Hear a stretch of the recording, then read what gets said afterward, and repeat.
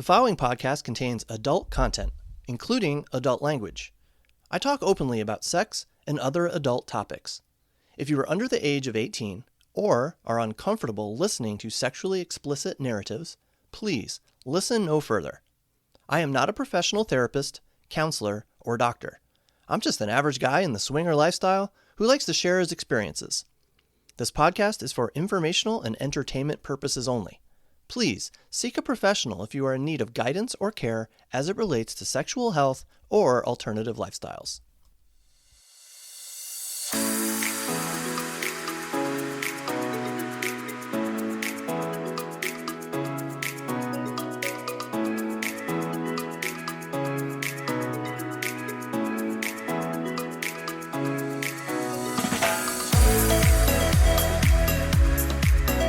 Hello again, everybody, and welcome to Evan Swings, a lifestyle podcast from an average guy's perspective. My name is Evan, and I'm your host. For those new to the show, I'm just your average, everyday, late 40s guy in the lifestyle. My wife, Eva, and I have been in the lifestyle for the last 4.5 years here in the Dayton, Ohio area. Returning listeners, thank you, as always, for your continued support. I truly appreciate it. And just one more thing. Please remember, I am not an expert. I don't pretend to be one. I don't do this for fame and fortune. I just enjoy sharing our experiences in hopes that my listeners can relate and, of course, be entertained and informed. I have to admit, there is a part of me that hopes that people tune into my podcasts hoping to learn something, hoping to not just be entertained, but also to hear how Evan handled something, how someone else in the lifestyle experienced something similar. I'm not sure if anyone actually does that, but I do admit that I hope listeners have received some decent advice, at least once in a while, from listening to my show. But today, I will confess, I am turning the tables. I have no advice to offer today. No suggestions or answers to questions.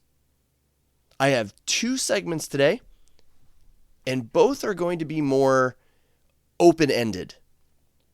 In fact, I'm going to be the one with questions today. With my first topic, I really want to know if I am at fault, because I honestly don't know. I want to put the blame mostly on the other couple involved in this situation. But I'll get to that shortly. And then my second topic, I have no freaking clue. All right, no clue what to do going forward. I always include my contact information at the end of every show, so if you listen to these 2 topics today and can actually offer me any guidance or insight on either of them, please feel free to share your thoughts. My first topic today deals with an interaction with a couple with whom Eva and I really hoped a friendship with benefits would blossom. And if you listened to my last episode about our neutral New Year's, you'll remember that we hope to meet 5 different couples at Club Princeton's New Year's Eve event. We only met 1. 4 other couples expressed interest in meeting us, but then either never showed up or never followed through on seeking us out. None of them had reserved a table for this particular event. Eva and I did. So we had an established point of contact where we'd hoped to make introductions in person. We hoped that people would visit our table and we could say hello. But only 1 couple showed up the entire evening. And that couple was a lot of fun. They were both very attractive and very nice. They were there with another couple, and we didn't want to interfere, but we did end up talking to them plenty and dancing with them on the dance floor. So we had a good time. And they even apologized to us, saying they really wanted to hang out with us more, but didn't want to ditch the couple they arrived with. And we, of course, totally understood this. We would have wanted the same. But we all made it very clear that we definitely wanted to get together sometime outside of the club on another evening. In fact, we had first interacted with them through the SLS website. So we learned a lot about each other ahead of time. Therefore, at the New Year's Eve event, we left it that we would be in touch on that site and we would figure out a date where we could all get together. Everyone seemed to be very excited. But, as you can probably guess, things did not go according to plan. And so before I go any further, let me just say that I am fully aware that there are two sides to every story. And that's where I would love to know if Eva and I were at fault here. Because I don't think we were. I guess there are some etiquette things that come into play here. So maybe I'm off. Okay, maybe I'm wrong. And I truly do want to know, so I can be better in the future if I am at fault here. But I'm going to read things word for word. Okay, I'm not going to omit anything, of course, except names to protect identities. But everything else is going to be word for word. I'm going to read you some texts so you can hear exactly what was said. Here is what happened. After the New Year's Eve event, we stayed in touch. Like the next day, we were already chatting back and forth, expressing our interest in getting together again. And I think it was the husband who was messaging me. I gave him a list of several dates in the next month or two that Eva and I were free, including January 10th, January 16th, and January 17th. Okay, so we got to remember those dates: January 10th, January 16th, January 17th. He responded, thanking me for the dates, and said he would look into it. He wrote back that the 10th and 16th would work for them. Okay, so let's stop there and understand something. I sent him dates we were free. He responded with the dates that they were also free, the 10th and 16th. Well, the 10th was just over a week away, and honestly, Eva was feeling a bit overwhelmed after spending 2 out of the last 4 nights at the club. So she really didn't want to do something on the 10th at this point. She just wanted to take a weekend off. So I wrote back and I explained, why we couldn't do the 10th. But my last sentence was this: so we can shoot for the 16th? ? And I read that incorrectly. I said, so can we shoot for the 16th? ? Okay, so I was asking him, can we do it on the 16th? Can we get together on the 16th? And he wrote back, that is completely understandable. Just let us know whenever and we can figure something out. We are flexible. I was like, what the hell? Did he not see my last sentence asking if we could shoot for the 16th? So I responded, did you see my last sentence? LOL. We'd love to plan something for the 16th if that still works. 4 days go by, and they still had not responded to that. And I noticed that they had been on the site several times. They had been on SLS several times, but did not acknowledge my message. So after 4 days, I decided to reach out again. And I said, hey, did we scare you off? Hopefully not. Let us know about the 16th. We are holding off making other plans for that evening until we hear from you. They wrote back, apologizing, saying they had simply forgotten to respond to us. That's fine, whatever, no biggie.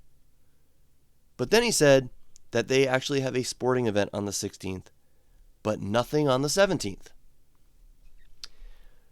Well, I didn't understand why they never said to begin with that they had the 17th free. Like they had that, if they had that free all along, why didn't they say that? But that's besides the point, okay? Eva and I were in fact free on the 17th as well. So I wrote back, we are good to go for the 17th. Smiley face. Now, my dear listeners, what would you do if you received that message from me? And I'll repeat it again. We are good to go for the 17th. Smiley face. Here's what I would have done. I would have responded with something like, okay, let's stay in touch and work out the details. Or even getting started on the details. Like, okay, where would you guys like to go? Or where would you guys like to meet? Something like that. Something. We got nothing.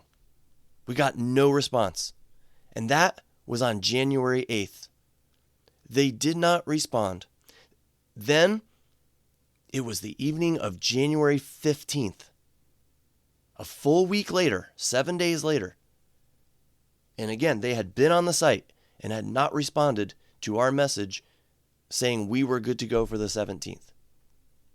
So at that point, a full week later, Eva and I, since we did not hear from them, we accepted an invitation to do something with our family. But we really liked this couple, so we wanted to reach out and let them know and possibly reschedule something. And keep in mind, this is now less than 48 hours before we were supposed to hang out with them. Less than 48 hours before we were supposed to meet them. So I messaged them and said, hey guys, it's been a week I'm going to read this exactly. Hey guys, it has been a week and we hadn't heard back from you about Saturday. So we decided to commit to a family thing, but we'd really still love to get together with you if you are still interested. Then I explained that we had lots of availability until Valentine's Day. I said, feel free to pick a date and we would be very happy to reschedule. We got a response a day later. So now, 24 hours before we're supposed to meet this couple, it said, sorry, we locked in the 17th. Thought it was confirmed. Okay, we will circle back if we are able to do another date. If we are able. That if stood out to me. It seemed a little curt, to be honest. And I know tone is difficult to interpret over text messaging. But this certainly seemed like they were not pleased and insinuating that we were to blame, bailing on them. But we locked in the 17th and thought it was confirmed? How? How did you confirm that? When was this confirmed? I sent you a message 8 days ago, and you did not acknowledge it. I said we were good to go for the 17th. That was your cue to write back and confirm. And then we could have worked out whatever details. But to claim you had it locked in with no details, no set plans whatsoever, 24 hours before you were supposed to meet a couple? Am I crazy here to think that the blame for this miscommunication falls mostly upon them? You already misunderstood one message I sent you. You already told us you were free on one date when you obviously weren't. And then you don't respond for 8 days? And then assume we were all going to go somewhere and fuck 24 hours later? I just don't get it here.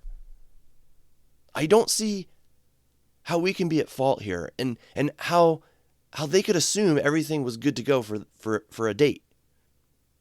And how they can seemingly blame us.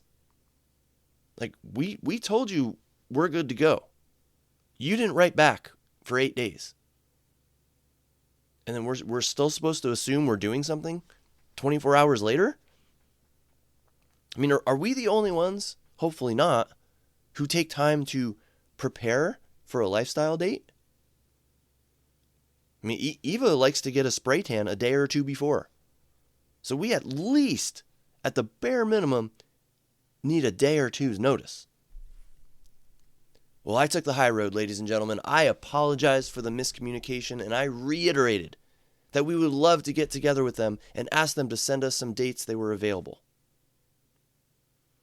And at the time that I record this, that was over a week ago. No response. And again, on SLS, you can see when a user last visits the site, and they have been visiting, they have been choosing not to respond or forgetting. But this whole situation has irked me because Eva and I have not had good luck meeting new couples in the last year. And this seemed like a great match. And then to see it go to shit because of miscommunication, in my opinion, on their end, it really sucks. And it kind of felt like they were insinuating it was our fault. And that sucks even more. But what sucks the most is just the wholehearted belief that I believe it was not our fault. They should be the ones apologizing and asking us to reschedule. Instead, they said they would circle back to us if they are able to do another date. That seems to me like a screw you comment. Why wouldn't they be able to do another date? Are they booked solid for the next 10 years? But again, all right, I'll say it again. Tone is difficult to determine over text messages, so we are willing to give them a pass here. But they certainly don't seem interested.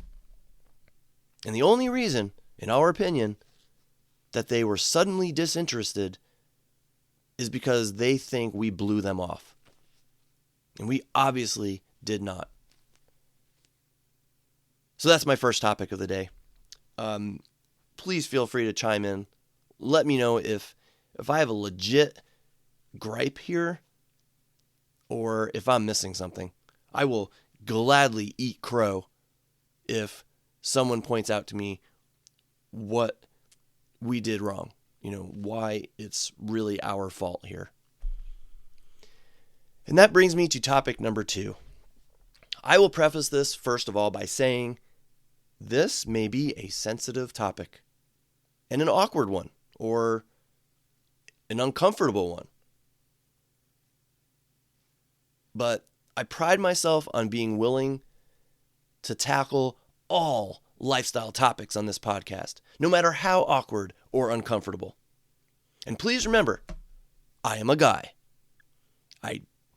I tout this podcast as being one from a guy's perspective. So please keep that in mind. Here we go. Eva and I played with a couple recently, and the evening went splendidly. We met at a club, we hung out, we talked, we danced, we drank. It was a lot of fun, and everyone seemed very eager to go back to their hotel, which they invited us to do. So we went back and talked for a little bit before things started to inevitably escalate. Everything was going swimmingly until I removed her panties. Is that the correct term, by the way? Panties? Undies? Underwear? Whatever. I'm just going to go with panties for this, but Maybe there's a different term I should be using. Anyway, the second I removed them, I smelled something. And it did not smell good. I knew exactly where it was emanating from. How can I describe this without sounding like a complete ass? It was different. Almost like it smelled like unclean.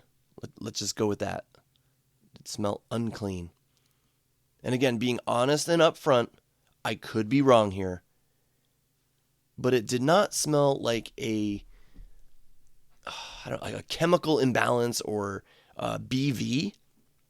Because I've smelled that type of odor before. And again, I'm a guy, so maybe there isn't a particular scent for those sorts of things. Maybe, just every woman is different. But all I know is that it did not smell inviting at all. In fact, it was off-putting.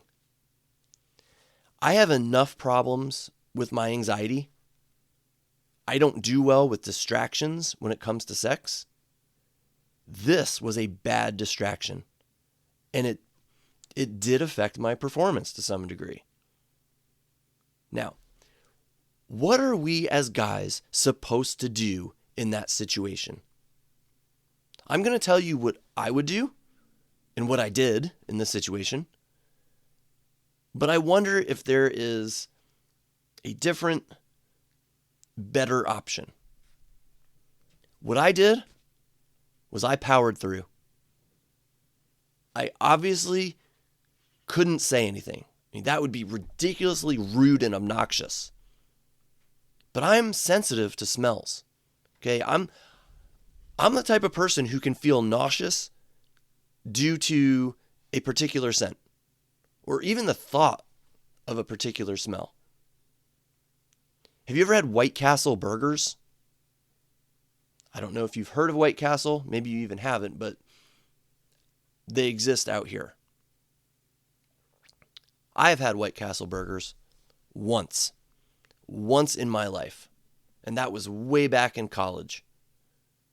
But even now, just the smell of them turns my stomach. Eva really likes White Castle burgers. My brother really loves White Castle burgers. But if they eat them while they're with me, it turns my stomach just to smell it. So that puts me in an even worse predicament. What can I do except power through? So that's what I did. I powered through. I honestly, I could not bring myself to give her oral sex, but I powered through and fingered her, making her squirt a few times. So I feel like I did my job, and I had, penetrative sex with her. But what I couldn't figure out was her husband. Her husband went to town on her. He gave her oral, and it didn't seem to faze him in the slightest. It made me wonder, was he just used to it? Was this normal for him? And therefore, it wasn't, it was something that he grew accustomed to. Did he not have a good sense of taste or smell? I don't know. But even Eva said that she couldn't handle going down on her. I mean, it wasn't just when I was close to her, close to her downstairs area. When I took those panties off, it kind of filled the room. It was fairly strong. And I just don't understand how she or her husband didn't seem to notice. And again, maybe it's because they think that's normal. Maybe that's what they're used to. Eva told me that she would have been mortified. In fact, she takes many precautions to make sure she is always springtime fresh, we'll say. And she has made it very clear to me that if I were to notice that she is not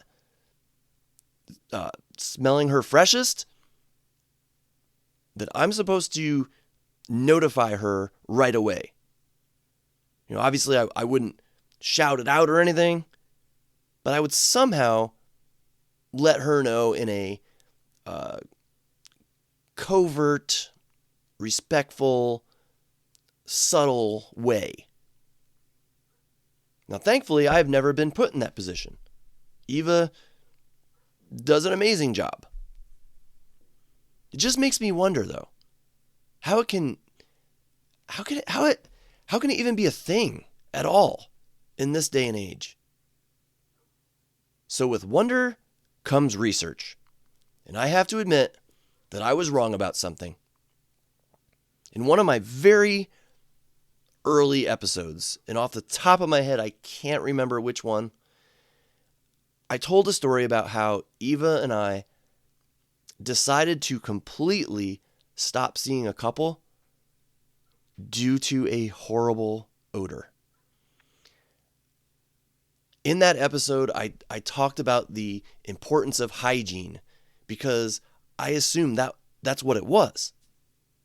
But I have learned, okay, there are all sorts of things that can contribute to a bad scent down there. And most have nothing to do with hygiene. So women, I guess, have a harder time than others maintaining a clean smell due to things like BV, other bacteria, and then other factors like infections, or just the way the woman is. Okay, like that just may be her natural smell. So when I'm wrong, and I admit it. So I am admitting right here, right now, I was wrong in that episode to assume it was a hygiene issue. It may not have been. I have definitely learned. And that brings me to a dilemma. Eva and I really like this couple. We really want to hang out with them again. But I will admit it, I am very hesitant to play with her again. I did fine powering through it and refraining from giving her oral, but that doesn't seem like it would be sustainable. At some point, she may ask me to do it or notice that I'm avoiding it. And that's if there is a bad scent. It could have been an anomaly. It could have been a one-time thing, an off night for her. But the way her husband dove right in and stayed down there, it makes me wonder. It makes me wonder if that's her normal scent and he is just accustomed to it. And I would feel terrible to play with them again, only to have to make up an excuse to call things off if there was still that scent. I feel it would be better to end it like after the first time. It's more respectful, if you ask me. It feels like I'm not leading them on. Now, granted, in the lifestyle, you should always be able to walk away for whatever reason, no hard feelings from any party involved.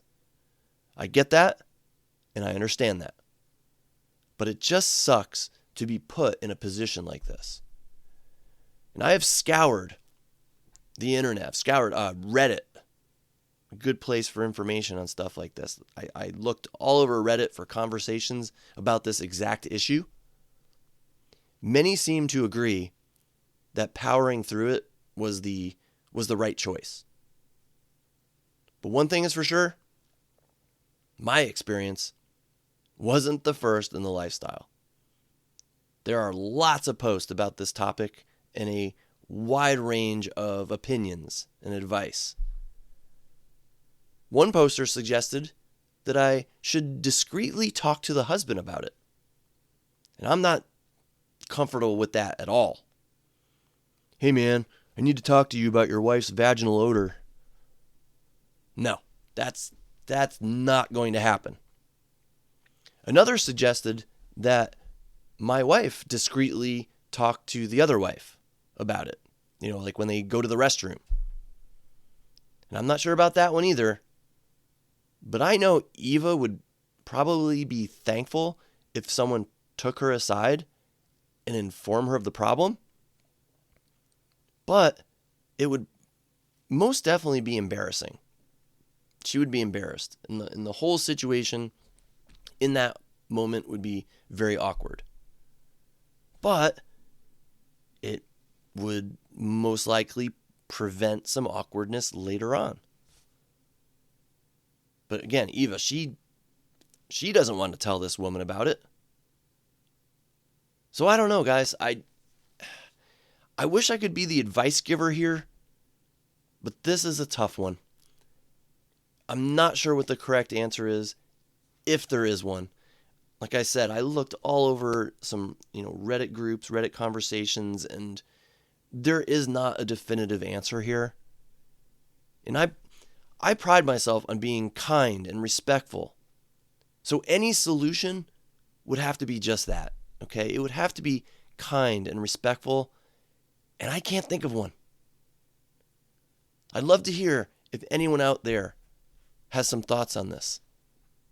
As I said, there are lots of discussions out there, but none of the suggestions I have seen have really resonated with me as viable options, besides just ending things with the couple and not chancing it, not chancing that happening again.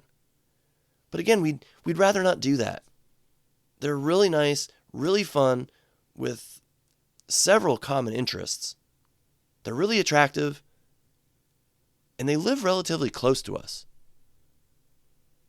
I wish there was an easy solution here. If you'd like to chime in on this topic or any other, you can contact me in a plethora of ways. If you're on Blue Sky, simply search for Evan Swings. You can also find me on Instagram and Kick at Evan Dienson. That's EvanDeanson. Or send me an email, old-fashioned email. I can be reached at evandeenson@gmail.com. I welcome all your thoughts, questions, comments, and suggestions. I'd love to hear from you. Feel free to hit me up. I'm going to sign off now for today. I hope you come back and give me a listen in the future. Until then, be safe, be wild, and remember, we only get one life, so live it to the fullest. Take care, everyone.